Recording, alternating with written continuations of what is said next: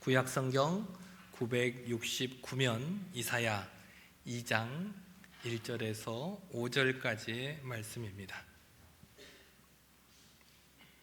하나님의 말씀을 봉독하겠습니다. 아모스의 아들 이사야가 받은 바 유다와 예루살렘에 관한 말씀이라.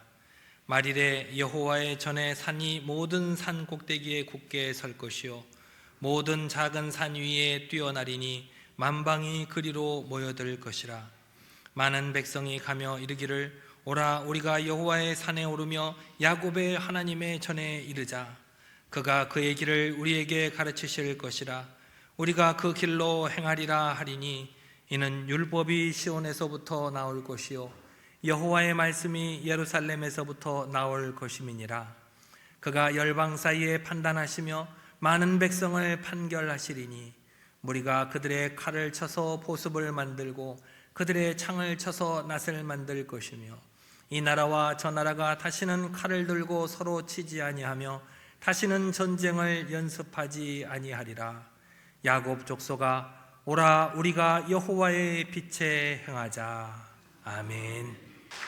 거룩하신 주님을 늘 우리의 삶으로 여러분의 입술로 찬양하는 저와 여러분 모두가 되시기를 바랍니다. 한 주간 평안하셨습니까? 저에게도 한번 물어봐 주시겠습니까? 목사님, 한 주간 평안하셨습니까? 한번 물어봐 주세요. 글쎄요. 지금도 우리 지구 반대편에는 여전히 전쟁의 포화가 무고한 생명을 앗아가고 있고, 우리나라 안에서도 이념과 세대, 또 성별과 계층 간의 갈등이 그 어느 때보다 날카롭기만 합니다. 경제적인 불안이 우리의 내일을 위협하고 있고 여러 가지 전 세계적으로 기후위기가 인류의 생존을 경고하고 있는 시대를 우리가 살아가고 있습니다. 또 멀리 볼 것뿐만 아니라 우리의 삶 자체에도 가정에 불화가 있는 분도 있고 직장의 갈등과 또 이웃 간의 반목 그리고 자신의 내면에 끊임없는 다툼이 우리의 마음속에 있습니다. 때로는 하나님의 말씀을 따라야겠다는 마음은 있지만 우리의 삶이 그러지 못할 때가 있고 때로는 내 마음속에 누군가를 미워하거나 하나님께서 원치 않는 것들이 가득 차지하고 있을 때가 있습니다. 아니라는 것을 알기 때문에 그것과 늘 싸우기 마련이라는 것입니다. 이런 우리 자신의 내면의 다툼이 우리를 늘 힘들게 하고 지치게 만듭니다. 제가 여러분들께 이렇게 저에게 목사님은 평안하셨습니까? 라고 물어봐 달라고 한 것이 어떨 것 같아요? 저는 글쎄요. 늘 이렇게 여러분의 얼굴을 보면 혹시 얼굴이 살짝 어두우면 무슨 걱정이 있으신가? 걸음걸이가 불편하면 어디가 또 아프신 건 아닌가? 또 기도 제목 가운데 있는 기도 제목들이 잘 응답되고 계신가? 새벽 기도 때 되면 생각나는 우리 성도님들을 기억하면서 또 기도하게 되고 우리 성도님들뿐만 아니라 또 제 개인적인 문제로도 기도하고 저희 부모님을 위해서 또 일가 친척들을 위해서 또 우리 처가댁의 우리 어르신들을 위해서 늘 이렇게 생각하면서 기도를 하게 됩니다. 여러분 제가 종종 이렇게 카톡을 잘 들여다봅니다. 여러분들이 요즘 뭐 하고 계시나? 가끔 가다가 이렇게 카톡의 사진을 돌려보면서 얼굴을 보면 그분의 생각이 나고 그분의 기도 제목이 떠오를 때가 있어요. 어제는 우연찮게 제 카톡에 누가 좋아요를 눌렀더라고요. 예전에 교회에 있던 청년 자매였습니다. 지금은 결혼을 해서 잘 살고 있어요. 근데 안타깝게도 결혼한 지가 꽤 됐는데도 아이가 없어요. 그래서 시험과 나기를 열심히 준비하고 있다는 사실을 잘 알고 있죠. 그래서 늘 얼굴이 좀 퉁퉁 부어 있어요. 아직도 고생하고 있구나 늘 보면서 응원하고 기도하고 있는데 어제는 사진이 좀 홀쭉한 사진이 올라왔더라고요. 그래서 제가 이전 교회 교인들에게 전혀 연락을 안 하거든요. 근데 이 친구는 좀 궁금했어요. 그래서 어제 전화를 한번 했더니 목사님 이렇게 또 가냘픈 목소리로 부르는데 제 마음이 또 울컥했어요. 눈물이 많은 사람이 아닌데 울컥해서 어떻게 지내냐라고 물어보니까 이렇게 여전히 또 시험과 나기를 하고 있는데 지난 7월에 임신을 했다가 유산이 됐다는 거예요. 그래서 아휴, 또 그날도 마음이 별로 안 좋았는데 그 소리를 듣고 더 마음이 이렇게 다운됐어요. 그래, 하나님께서 또 때가 되면 좋은 또 기회를 주실 테니까 힘을 내자. 나도 너를 기억하고 기도하마.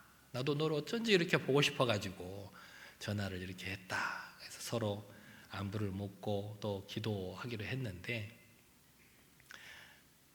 이렇게 그러니 제 마음이 편안할 리 있겠습니까? 성도님들을 생각할 때도 너 주변을 생각할 때도 그렇다고 편치 않는 건 아니에요. 제가 해야 될 일이고 제가 기도해야 될 제목이고 내 마음에 신경이 쓰이니까 그것들을 위해서 열심히 기도하고 애를 쓰고 또 마음 아파하고 또 같이 눈물 흘려 기도하는 것뿐입니다.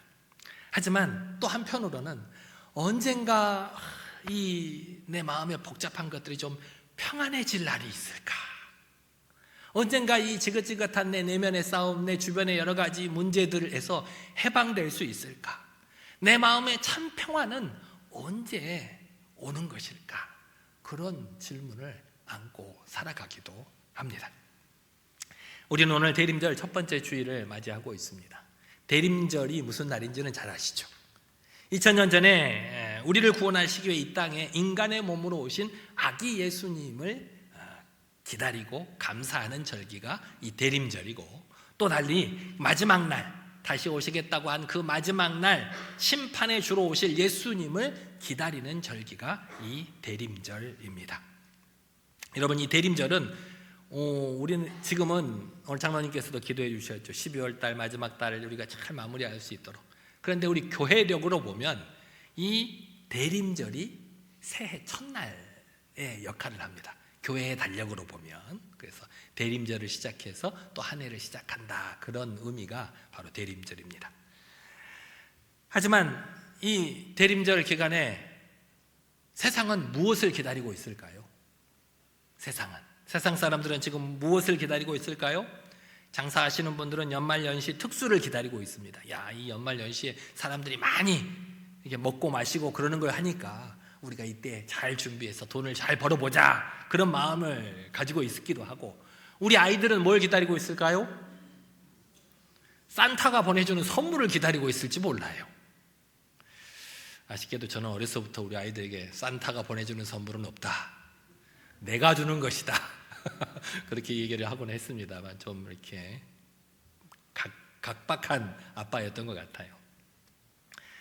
사람들은 잠시나마 현실의 고단함을 잊게 해줄 이 연말의 여러 가지 휴일과 파티를 기다리고 있기도 합니다. 그런데 지금 여러분은 무엇을 기다리고 계십니까? 여러분이 지금 기다리고 있는 것은 무엇입니까? 오늘 여러분이 읽으신 이사야 2장은 역사의 마지막 날, 이 세상의 마지막 날 하나님께서 완성하실 그 나라의 모습을 우리에게 보여주고 있습니다. 하나님께서는 이 이사야를 통해서 암울하고 혼란스러운 현실 너머에 있는 확실한 미래를 환상으로 보여주고 계십니다. 성도가 그렇게 그 확실한 미래를 보여주면서 성도가, 하나님의 거룩한 백성이 무엇을 기다리며 어떻게 살아야 하는지를 이 말씀을 통해서 우리에게 가르쳐주고 계시는 것입니다. 본문 2절 말씀을 같이 한번 읽어보실까요? 시작. 말이래 여호와의 전에 산에 모든 산 꼭대기에 굳게 설 것이요 모든 작은 산 위에 뛰어나리니 만방이 그리로 모여들 것이라. 여기서 말이래라고 했는데 말일은 어떤 날일까요? 주님께서 이 땅에 다시 오시겠다고 한 이 세상의 마지막 날을 말씀하는 겁니다.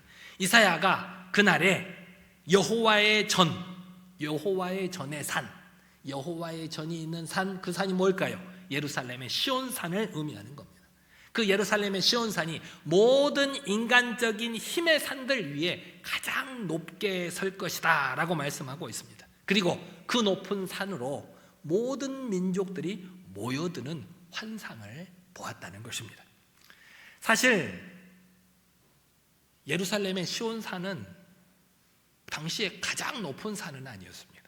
좀 고도가 높이 있긴 하지만 가장 높은 산은 아니었지만 하나님의 때가 이를 때 이 예루살렘이 시온산이 그 어떤 산보다 가장 높고 굳건하게 우뚝 세워질 것이라고 말씀하고 있는 것입니다. 고대 근동의 이방 종교인들은 산 꼭대기가 하늘에 있는 신을 만날 수 있는 가장 적합한 장소로 생각을 했답니다. 왜 그랬을까요? 생각을 해보세요. 왜 산 꼭대기가 하늘의 신을 가장 만날 수 있는 좋은 장소라고 생각했을까요? 가장 가까우니까요. 그죠? 하늘하고 가장 가까우니까 내가 가장 높은 곳에 가서 하늘의 신과 만나리라, 그런 마음이 있어서 산 꼭대기에다가 산당을 짓고 제단을 지어서 거기서 예배를 드렸다는 겁니다. 그래서 당시에 좀 높은 산 꼭대기에는 어느 곳에나 우상의 신전들이 있었습니다. 또 이 산이라고 하는 것은 절대 권력의 중심지를 의미하기도 합니다. 그 말이 뭐냐? 산은 우리가 굉장히 높게 보이고 위대해 보이잖아요. 그래서 당시 힘을 가지고 있던 나라들을 그 산에 비유하기도 했습니다. 아수르라는 거대한 산을 두려워하기도 했고, 애굽이라고 하는 오래된 산을 의지하기도 했고, 바벨론이라고 하는 지금 막 떠오르는 그런 산에 주목하기도 했던 사람들이 당시 이스라엘 백성들이었습니다. 어떤 이들에게는 돈이 높은 산입니다. 돈이면 모든 것을 다 할 수 있다고 믿는 사람들도 있습니다. 어떤 사람들에게는 권력과 명예가 높은 산이 됩니다. 또 다른 사람들에게는 과학이나 기술이라는 산이 모든 우리의 문제를 다 해결해 줄 것이라고 믿고 있는 사람들도 있습니다. 심지어는 나 자신의 경험이나 이성, 나의 의로움이라는 산을 그 무엇보다도 높게 세우고 살아가는 사람들도 있습니다.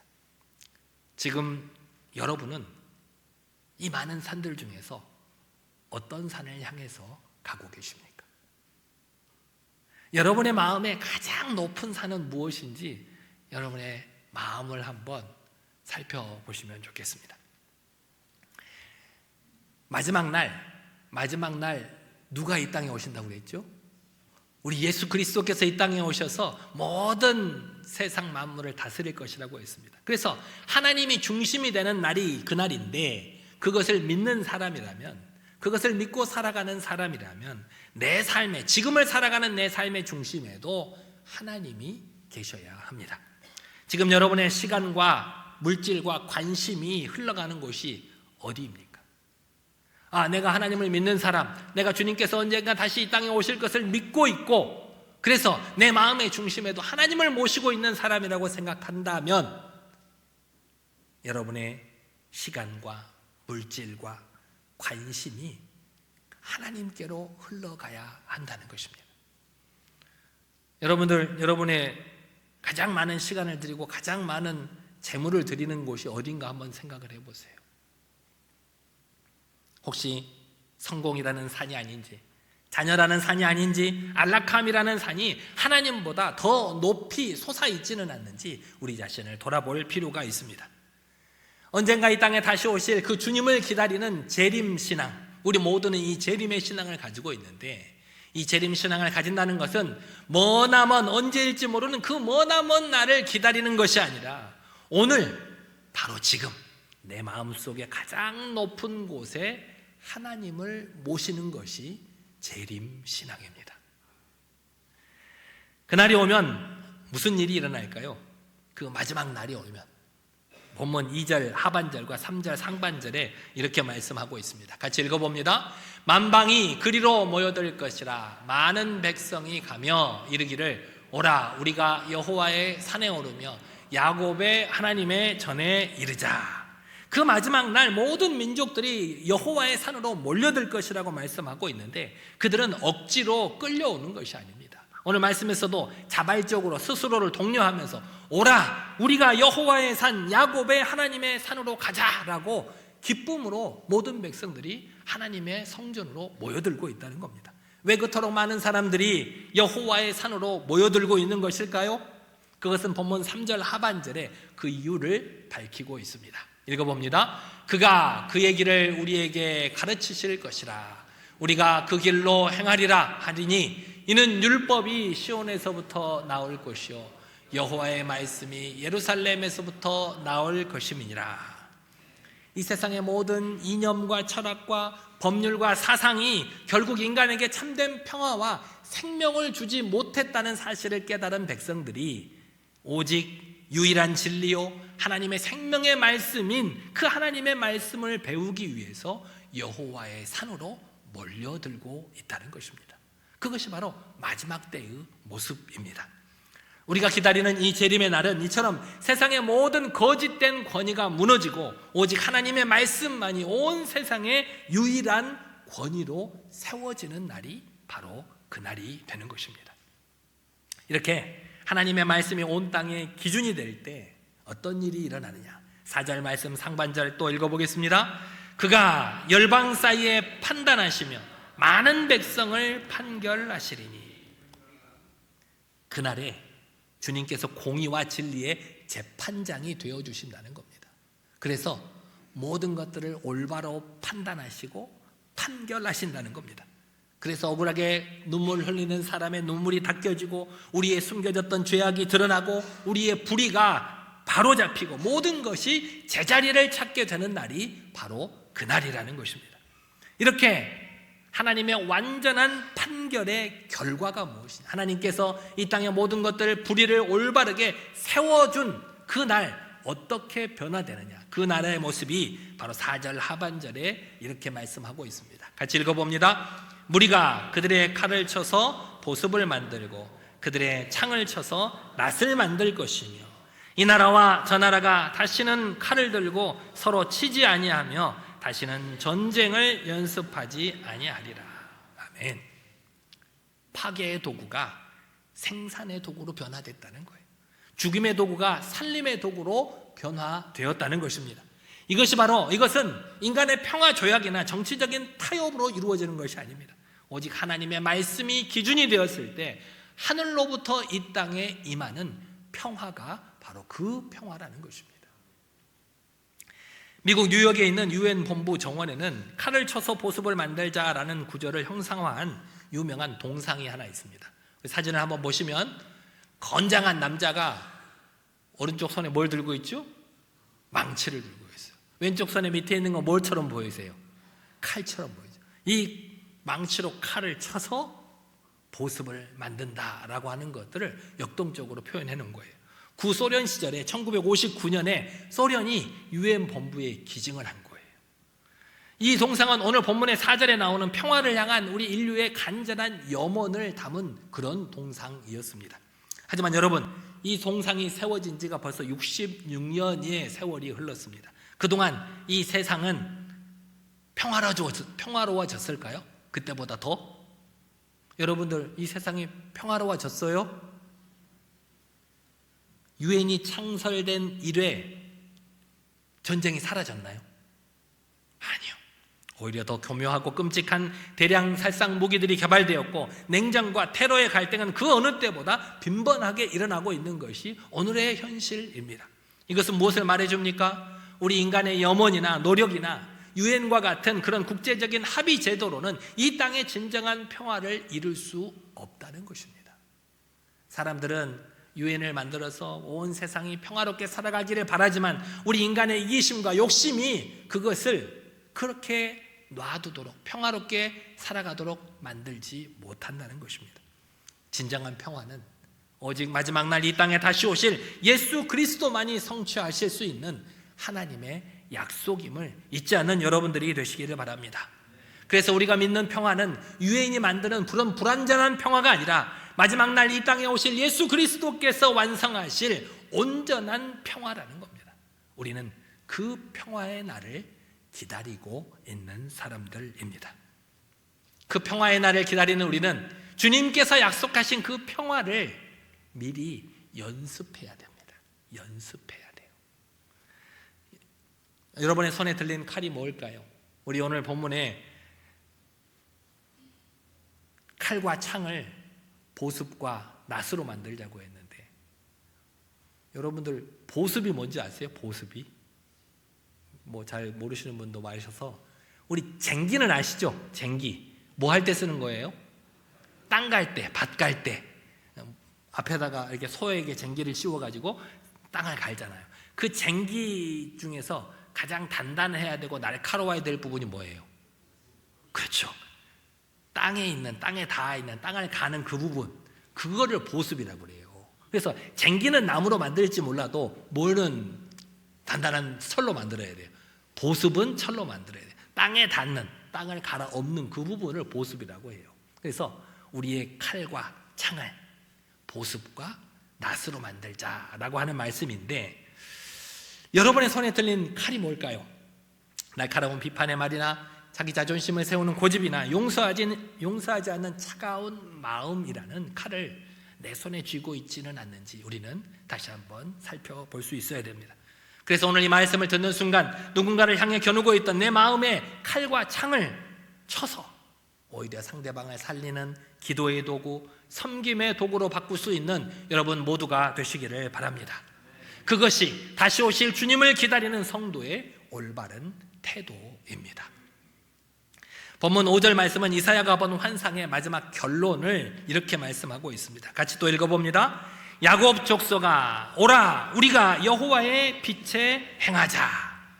야곱 족속이 누구일까요? 야곱 족속아 라고 불렀는데, 이 당시에는 이 이사야의 말씀을 듣고 있던 당시의 유다 백성들을 의미하기도 하지만 지금을 살아가는 저와 여러분을 의미하기도 합니다. 야곱 족속아 오라, 우리가 여호와의 빛에 행하자라고 했는데, 여호와의 빛은 뭘까요? 여호와의 빛, 그것은 3절에서 모든 민족이 배우러 오겠다는 하나님의 말씀을 뜻하는 것입니다. 우리는 마지막 때를 살아가는 야곱 족속이요, 장차 완성 때 그 영광스러운 나라의 시민권을 가진 사람들입니다. 그렇다면 오늘 우리는 그 거룩한 백성 된 사람으로서 어떻게 여호와의 빛 가운데 걸어갈 수 있을까? 오늘 본문 4절 말씀처럼 칼을 쳐서 보습을 만들고 창을 쳐서 낫을 만드는 그 위대한 변화를 오늘 나의 삶에서부터 시작하는 여러분 모두가 되시기를 바랍니다. 주님께서 오늘 저와 여러분의 손에 들린 칼과 창을 먼저 바꾸기를 원하십니다. 내가 아니라 야 너부터 바꿔야지, 너부터 회개해야지, 그게 아니라 내 손에 들린 칼과 창을 먼저 바꾸기를 원하신다는 것입니다. 우리 입술에 있는 비판의 칼을 쳐서 상한 영혼을 살리고 세워주는 격려와 축복의 보습으로 만들어 가십시다. 우리 마음속에 있는 용서 못한 미움의 창을 쳐서 그를 위하여 오히려 눈물을 흘리며 기도하고 화해의 손을 내밀 수 있는 용서의 낫을 만드시기를 바랍니다. 우리 눈에 있는 시기와 질투의 칼을 쳐서 형제의 기쁨을 나의 기쁨으로 함께 기뻐해 줄 수 있는 축하의 보습으로 만들어 가시기를 바랍니다. 우리 손에 들린 이기심의 창을 쳐서 내 시간과 재물을 기꺼이 연약한 이웃과 나누는 사랑과 나눔의 낫으로 바꾸어 가시기를 바랍니다. 이것이 바로 다시 오실 주님을 기다리는 성도가 여호와의 빛에 거하는 구체적인 삶의 방법입니다.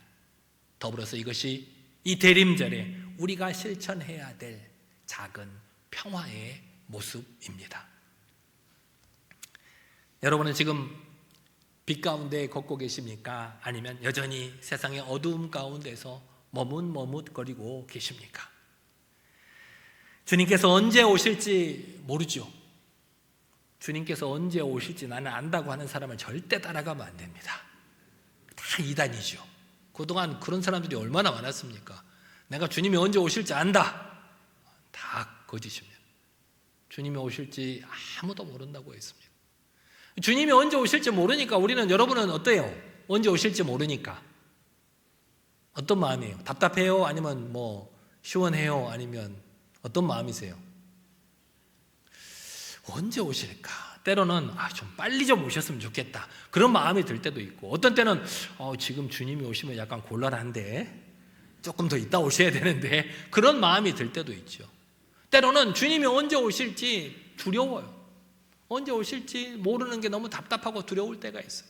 하지만 언제 오실지 모른다는 사실이 우리에게 두려움이 아니라 우리가 이 어둡고 암울한 현실 속에서 가장 치열하게, 가장 거룩하게 살아갈 수 있는 삶의 원동력이 된다는 사실을 잊지 마시기를 바랍니다. 그래서 우리는 이 어두움 속에서도 빛의 자녀로 살아갈 용기를 얻을 수 있다는 겁니다. 지금은 어둡고 험한 이 세상 가운데 살아가지만 언젠가 반드시 오셔서 그 모든 잘못된 것들을 바로잡아 주시고 모든 것들을 회복하실 주님을 기다리며 빛 가운데로 걸어가기를 노력하는 여러분 모두가 되시기를 바랍니다. 대림절, 주님을 기다리는 이 대림절, 막연한 기다림을 넘어서 우리 삶 속의 구체적인 실천을 통해서 빛 가운데로 나아가는 저와 여러분 모두가 되시기를 바랍니다. 이 대림절 기간에 그래서 두 가지 정도 결단을 해보셨으면 좋겠습니다. 하루 10분씩 스마트폰과 TV를 끄고 온전하게 침묵하는 시간을 가져보십시다. 침묵. 주변에는 아무도 나를 방해할 수 없는, 애들이 좀 어리고 많이 있는 분들은 수시로 엄마를 찾기 때문에 방해를 많이 받죠. 그때는 어디로 들어가면 된다고요? 전에도 한번 말씀을 드렸는데 화장실로 들어가면 돼요. 화장실로. 문 딱 잠그고 10분간 침묵하면서 지금 내 마음의 산에 가장 높이 있는 것이 무엇인가를 점검해 보시기 바랍니다. 그리고 주님께 기도하십시다. 주님, 오늘도 제 마음의 산 가장 높은 것에 다른 것이 아닌 주님을 모시게 하여 주시옵소서. 이렇게 기도함으로 하루를 시작하시기를 바랍니다. 이 거룩한 10분의 소비가 여러분의 하루를 빛으로 인도하실 줄 믿습니다. 그리고 또 한 가지, 여러분의 가족이나 동료나 혹은 여러 가지 교회 지체들 중에서 관계가 불편한 한 사람을 머릿속에 떠올려 보십시오. 내가 누구하고 관계가 불편한가? 그리고 그 모든 판단을 다 하나님께 맡겨드리고 주 안에서 먼저 다가가서 따뜻한 말 한마디를 전해보는 여러분 모두가 되시기를 바랍니다. 이것이 내 손에 들린 칼과 창을 보습과 낫으로 바꾸는 가장 구체적인 행동입니다. 이 작은 평화를 실천할 때 하나님께서 우리의 가정과 우리의 삶의 터전 위에 임하여 주실 줄 믿습니다. 대림절은 나를 구원하시기 위해서 2000년 전에 주님께서 이 땅에 성육신하여 주심을 감사하는 절기이고 이 땅에 다시 오실 그 주님을 기다리는 소망의 절기입니다. 이사야 선지자는 오늘 말씀을 통해서 마지막 날 환상을 통해서 그날의 여호와의 산이 모든 산들 위에 우뚝 설 것이며 세상의 모든 칼과 창이 보습과 낫으로 변하게 될 것이라고 우리에게 말씀해 주셨습니다. 이 미래는 하나님께서 우리에게 약속하신 변치 않는 약속입니다. 사랑하는 성도 여러분, 지금의 어두운 현실에 낭망하지 마시기를 바랍니다. 세상은 여전히 전쟁과 갈등 속에 있다고 할지라도 우리는 이 미래의 승리를 이미 잘 알고 있는 사람들입니다. 그러므로 이제 여러분이 어두움의 자리에서 일어나 빛의 자리로 걸어가는 여러분 모두가 되시기를 바랍니다. 여러분이 손에 들린 칼과 창을 내려놓고 그 대신 사랑의 도구를 들 때 여러분이 서 있는 바로 그곳이 하나님의 거룩한 나라가 될 줄 믿습니다. 그렇게 주님께서 다시 오실 그날까지 여호와의 거룩한 빛으로 담대히 걸어가는 저와 여러분 모두가 되시기를 간절히 기도합니다. 기도하겠습니다. 하나님, 이 시간 내 마음의 가장 높은 곳에 주님을 모시지 못했음을 회개합니다. 용서하여 주시옵소서. 하나님, 내 손에 들린 미움의 칼과 비판의 창을 쳐서 용서의 보습과 섬김의 낫을 만들지 못했음을 회개하오니 용서하여 주시옵소서. 이제는 온전하게 주님만을 바라보며 미움의 칼과 창을 내려놓고 보습과 섬김으로 만들어갈 수 있는 하나님의 백성으로 살아갈 수 있도록 해달라고 이 시간 간절히 기도하겠습니다. 능력의 하나님 아버지, 어리석고 부족한 우리들에게 하나님의 거룩한 말씀을 허락하여 주심에 감사를 드립니다. 아버지 하나님, 이사야를 통해 보여주신 이 마지막 날 환상을 통해서 주님의 그날 하나님의 여호와의 성전이 모든 산 위에 높이 설 것이며 세상의 모든 칼과 창이 보습과 낫으로 변할 것을 약속해 주심에 감사를 드립니다. 내 마음의 가장 높은 곳에 주님을 모시지 못했음을 회개하오니 용서하여 주시옵소서. 내 손에 들린 칼과 창을 이제는 용서의 보습과 섬김의 낫으로 변화시키지 못했음을 용서하여 주시옵소서. 이제는 주님의 말씀을 의지함으로 아버지 하나님만을 바라보게 하여 주시고 아버지 하나님께서 우리에게 약속하신 평안을 내 삶으로 실천해 나아갈 수 있는 하나님의 거룩한 백성이 될 수 있도록 인도하여 주시옵소서. 연약하고 부족한 우리의 모습을 감춰주시고 하나님의 거룩한 백성다운 모습으로 아버지 하나님 살아낼 수 있도록 역사하여 주시옵소서. 능력으로 도와해 주실 줄 믿사옵나이다. 사랑과 공의의 하나님 아버지, 대림절 첫 주를 맞아 다시 오실 주님의 영광스러운 나라를 소망하게 하시니 감사합니다. 이 시간 세상의 헛된 산들을 쫓던 우리의 시선을 돌려 영원히 굳게 설 여호와의 성전을 바라보게 하여 주시옵소서. 주님, 우리 손에 들린 미움의 칼과 비판의 창을 내려놓기를 원합니다. 우리의 마음을 다스려 주셔서 그 칼과 창을 사용하여 용서의 보습과 섬김의 낫을 만들게 하옵소서. 다시 오실 주님을 기다리는 이 대림절 기간, 막연한 기다림이 아니라 여호와의 거룩한 빛 가운데로 행하는 백성으로 살게 하옵소서. 평화의 왕이신 예수 그리스도의 이름으로 기도드리옵나이다. 아멘.